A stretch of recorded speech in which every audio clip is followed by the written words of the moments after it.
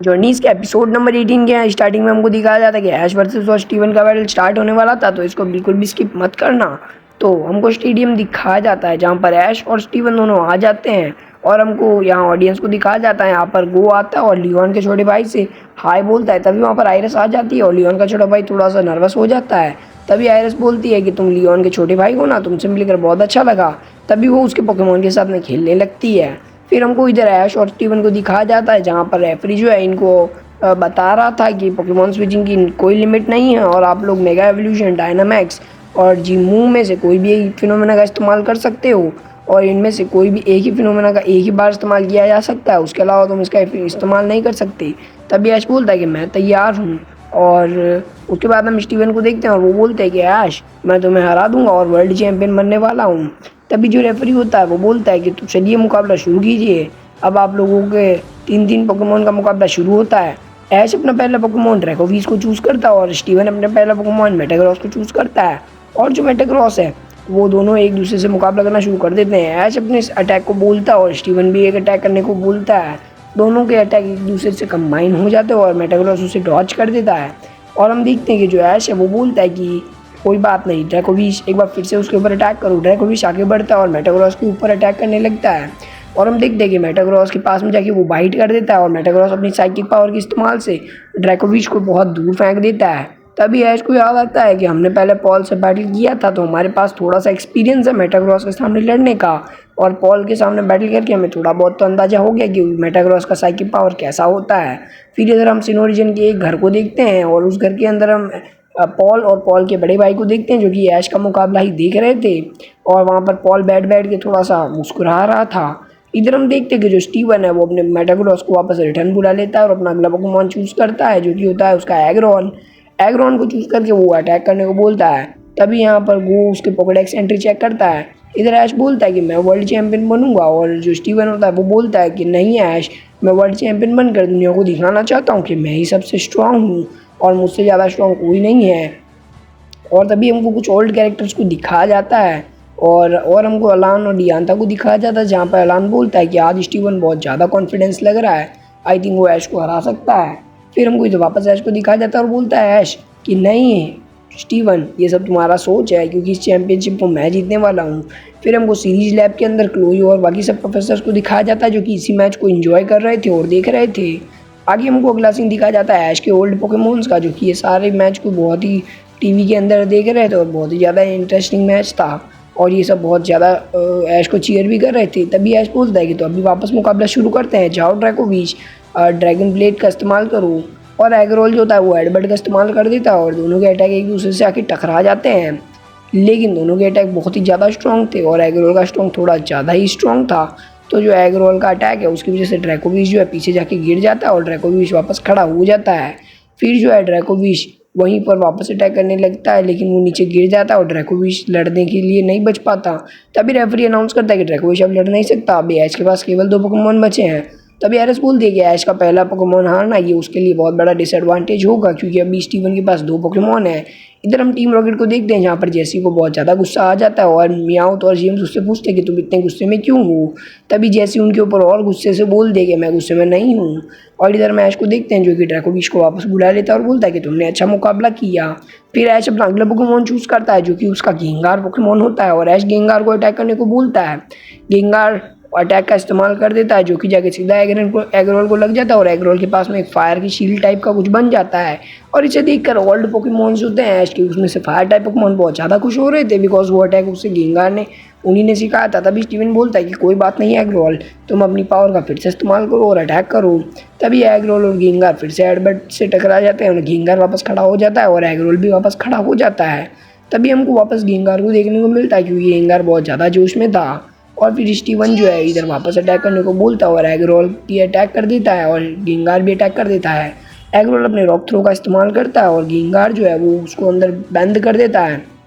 इधर हम देखते हैं उन पत्थर के बीच में बहुत ही बड़ा ब्लास्ट होता है और जो एगरोल है वो पीछे खिसक जाता है और गेंगार वहाँ से बाहर निकल जाता है। लेकिन गेंगार अभी भी थोड़ा सा कंफ्यूज में था और तभी हम देखते हैं कि एगरोल की वो जो फायर टाइप अटैक लगा था वो अभी भी असर कर रहा है जिससे कि एगरोल नीचे गिर जाता है और जो एगरोल है वो हार जाता है।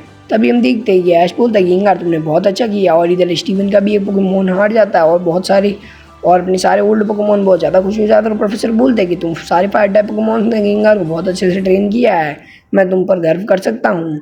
स्टीवन अपने एग रोल को वापस रिटर्न बुला लेता है और हम देखते हैं कि वो अपना अगला पोकेमॉन चूज क्रेडली स्टीवन का अगला पोकेमॉन होता है और वो क्रेडली को बाहर आती है अटैक करने को बोलता है पावर वेप अटैक, जिसको वो गेंगार के ऊपर इस्तेमाल कर देते हैं और पावर वेप अटैक की चक्कर में अपना गेंगार आ भी जाता है।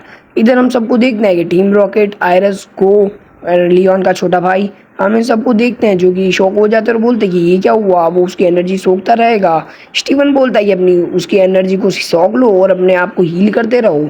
क्रेडली अपने आप को हील भी करता रहता है और उसकी पावर भी लेता रहता है। तभी अलान बोलता है कि ये उसने क्या किया, इस तरह तो जो गेंगार है वो हार जाएगा। तभी डियांता बोलती है कि एक संदेश है कि गेंगार अभी हारने वाला है। गेंगार उसकी पकड़ में आ जाता है और गेंगार अपनी फिर ऐश उसको शैडो बॉल इस्तेमाल करने को बोलता है और शैडो बॉल का इस्तेमाल कर देता है, जिससे वहाँ एक ब्लास्ट हो जाता है। तभी आयरस को बोलते हैं कि ऐश अब तुम क्या करोगे। तभी स्टीवन बोलता है कि चलो लाइट फ्लैश का इस्तेमाल करो और जो क्रेडली होता है वो अपने लाइट फ्लैश का इस्तेमाल कर देता है और ऐश बोलता है कि गेंगार हम भी लाइट का जवाब लाइट से देंगे, चलो तुम भी अटैक इस्तेमाल करो, मैजिक फ्लैंग इस्तेमाल करो। और जो गेंगार होता है वो भी अपना मैजिकल फ्लैंक्स का इस्तेमाल कर देता है और दोनों की तरफ चमक आ जाती है और दोनों अटैक एक दूसरे को बीच में टकरा जाते हैं, जिससे कि दो बड़े बड़े ब्लास्ट होते हैं और वहाँ पर धुआं ही धुआं हो जाता है। धुएं के बाद हम देखते हैं कि जो गेंगार है वो तो आराम से वहाँ पर खड़ा हुआ है और जो क्रेडली है वो भी खड़ा हुआ है और अपने आप को हील कर रहा है। तभी स्टीवन और ऐश एक दूसरे को बोलते हैं कि चलो स्टार्ट रहो। तभी ऐश गेंगार को शैडो बॉल यूज़ करने को बोलता है और जो स्टीवन होता है वो भी अपने पोकेमॉन को वापस अटैक करने को बोलता है। दोनों पोकेमॉन एक दूसरे के ऊपर फिर से अटैक कर देते हैं और उन दोनों में से दोनों का अटैक एक दूसरे को तो नहीं लगता, लेकिन गेंगार को उसका अटैक लग जाता है और क्रेडली को वो शैडो बॉल जो होता है वो लग नहीं पाता, वो उसे अब्जॉर्व कर लेता है, जिससे गेंगार को एक बहुत ही खतरनाक डैमेज पड़ता है और गेंगार नीचे गिर जाता है। आगे हम देखते हैं जो गेंगार है वो लड़ नहीं सकता। ऐश के पास अब केवल एक पोकेमॉन बचता है और स्टीवन के पास अभी भी दो पोकेमॉन थे। क्रेडली अभी भी अपने आप को हील कर रहा था। तभी ऐश पिकाचू की तरफ देखता है और बोलता है कि तैयार हो जाओ पार्टनर, अब तुम्हारा नंबर है। तभी ऐश अपने पिकाचू को भेज देता है और स्टीवन बोलता है कि तुम्हारा ग्रेटेस्ट पार्टनर आ गया। तभी से जो आयरस है वो पिकाचू को चीयर करने लग जाती है और वो भी उसे चीयर करने लगता है और बोलता है कि इलेक्ट्रिक टाइप अटैक उस पर इतना असर नहीं होगा। टीम रॉकेट भी अपने पिकाचू को बहुत ही ज़बरदस्त तरीके से चीयर करने लग जाती है। फिर वापस जो क्रेडली है वो अपने आप को अटैक करने को बोलता है और ऐश जो होता है वो बोलता है कि पिकाचू जाओ और उसके पास चले जाओ। क्रेडली वापस से पावर वेब का इस्तेमाल करता है और पिकाचू के ऊपर पावर वेब्स जो है वो आ जाती है और पिकाचू को लग जाती हैं। आगे हम देखते हैं कि पिकाचू रॉक अटैक के ऊपर चढ़ते चढ़ते ऊपर चला जाता है और फिर वापस से पावर वेब इस्तेमाल करने को बोलता है स्टीवन। और जो पावर वेब अटैक है वो पिकाचू की तरफ जा ही रही होती है। तभी ऐश जो होता है वो पिकाचू को बोलता है कि पिकाचू अभी फटाफट से थंडर वेव का इस्तेमाल करो और पिकाचू जो होता है वो थंडर वेव का इस्तेमाल कर देता है, जिससे कि वो जो उसकी पावर वेब थी वो वेब के अंदर ही रह जाती है और इतने ज़्यादा असर नहीं कर पाती। तभी स्टीवन शॉक हो जाता है। ऐश और आयरस और वो बोलते हैं कि ये बहुत अच्छा था ऐश, तुम्हें ऐसे ही करना चाहिए। इधर हम लियोन को देखते हैं जो कि ऐश की तारीफ करता है कि ऐश ने बहुत अच्छा काम किया, इस तरह वो उसके अटैक को आराम से डॉज कर पाएगा। और इधर जो क्रेडली होता है वो अपनी पावर वेब को कंट्रोल नहीं कर पाता और उसके ऊपर इलेक्ट्रिसिटी भी आती है। तभी ऐश बोलता है कि अब तैयार हो जाओ, जाओ पिकाचू उसकी वेब के ऊपर ही और आयरन टेल का इस्तेमाल करो। पिकाचू कूद कर आयरन टेल का इस्तेमाल कर देता है और वो क्रेडली होता है वो वहीं पर खड़ा खड़ा गिर जाता है और क्रेडली फिर लड़ नहीं पाता। रेफरी उसके पास में जाके बोलता है कि क्रेडली अब लड़ नहीं सकता, आप दोनों के पास केवल एक एक पोकेमॉन है और ये बैटल अब 1-1 की होगी। तो देखते हैं अब कौन जीतता है। ऐश और स्टीवन एक दूसरे से बात करते हैं कि तुमने मेरे दो पोकेमॉन को हरा दिया। टीम रॉकेट बोलती है कि पिकाचू सबसे बढ़िया है और हमने इतने टाइम उसको पकड़ने की कोशिश वेस्ट नहीं की। तभी जो स्टीवन होता है वो अपने पोकेमॉन को वापस बुलाता है और अपने मेटाग्रॉस को बाहर बुला लेता है। तभी स्टीवन अपने मेगा स्टोन को देखता है और मेटाग्रॉस को मेगा इवॉल्व कर देता है। मेटाग्रॉस मेगा इवॉल्व होते ही अपने पूरे पोटेंशियल में आ जाता है और ऐश जो होता है वो बोलता है कि अब हमें भी कुछ करना चाहिए, थंडरबोल्ट का इस्तेमाल करो। मेटाग्रॉस के ऊपर जैसे पिकाचू थंडरबोल्ट का इस्तेमाल करता है मेटाग्रॉस को उतना कुछ असर नहीं करता और मेटाग्रॉस की स्पीड इतनी ज़्यादा थी कि पिकाचू और ऐश शॉक हो जाते हैं। मेटाग्रॉस कब कहाँ से कहाँ पहुँच जाता है पता ही नहीं चलता। ऐश का पिकाचू बार बार थंडरबोल्ट का इस्तेमाल करता है और मेटाग्रॉस जो होता है वो बार बार वहाँ से गायब होता रहता है और उसकी पकड़ में नहीं आता। मेटाग्रॉस की स्पीड इतनी ज़्यादा थी कि पिकाचू उसको काउंटर भी नहीं कर पा रहा था। ऐश अपनी पूरी पावर के साथ में अपने पिकाचू को अटैक करने को बोलता है। तभी हम देखते हैं कि स्टीवन बोलता है कि अब तुम अटैक करो और मीटियोर मैश का इस्तेमाल कर देता है और पिकाचू को वो अटैक सीधा जाके लग जाता है, जिससे पिकाचू थोड़ा पीछे चला जाता है। इधर हम देखते हैं कि सिंथिया बोलती है कि मीटियोर मैश बहुत ही स्ट्रॉन्ग अटैक है और डियांथा बोलती है कि ऐश को कोई ना कोई फिनोमेना का इस्तेमाल करना ही होगा और मेटा मेगाग्रॉस बहुत ज़्यादा खतरनाक है। आगे हम देखते हैं कि जो सिंथिया है वो बोलती है कि तैयार हो जाओ पिकाचू, तुम्हें कुछ करना होगा। तभी ऐश और पिकाचू एक दूसरे की तरफ देखते हैं और फिर से अटैक करने को बोलते हैं। पिकाचू आइंटील का इस्तेमाल करता है और मेटाग्रॉस उससे आराम से बच जाता है। स्टीवन बोलता है कि ऐश, तुम मुझसे नहीं जीत पाओगे, तुम्हें मुझसे जीतने के लिए अपने पोकेमोन को और ज़्यादा पावरफुल करना होगा। तभी मेटाग्रॉस साइकिक अटैक का इस्तेमाल कर देता है और पिकाचू को जमीन पे गिरा देता है। ऐश अपनी कैप को बाहर निकाल कर पिकाचू की तरफ फेंक देता है और पिकाचू उस कैप को पहन लेता है। सब समझ जाते हैं कि अभी वो लोग जी मूव का इस्तेमाल करने वाले हैं। ऐश अपने जी रिंग का इस्तेमाल करना शुरू कर देता है और इधर हम गो और आयरस को देखते हैं जो कि बोलते हैं कि जीमू बहुत स्ट्रॉन्ग है, ऐश का सबसे स्ट्रॉन्ग अटैक है। तभी सिंथिया और लियोन को देखते हैं जो कि बोलते हैं कि अब वो लोग जीमू का इस्तेमाल कर रहे हैं। ऐश बोलता है कि पिकाचू, ये हमारा लास्ट ऑप्शन है, अब हमें इसे हराना नहीं होगा। तभी पिकाचू जो होता है वो 10 मिलियन वोल्ट थंडरबोल्ट का इस्तेमाल कर देता है और जो मेटाग्रॉस की तरफ अटैक आ रहा होता है तभी स्टीवन बोलता है कि उसे डॉच करो। मेटाग्रॉस उसकी 3-4 अटैक्स को, 3-4 जो उसकी लेयर होती है उसको तो वो डॉच कर देता है, लेकिन एंड में उसके ऊपर बहुत ज़्यादा अटैक नहीं लग पाते। तभी वो फिर से मीटियोर मैश का इस्तेमाल करता है और ऐश का पिकाचू उसकी एक लेयर से उसको डॉच कर देता है। आगे हम देखते हैं कि जो मेटाग्रॉस है उसके ऊपर एंड में जाके जी मूव लग जाता है और वो ज़मीन पे गिर जाता है।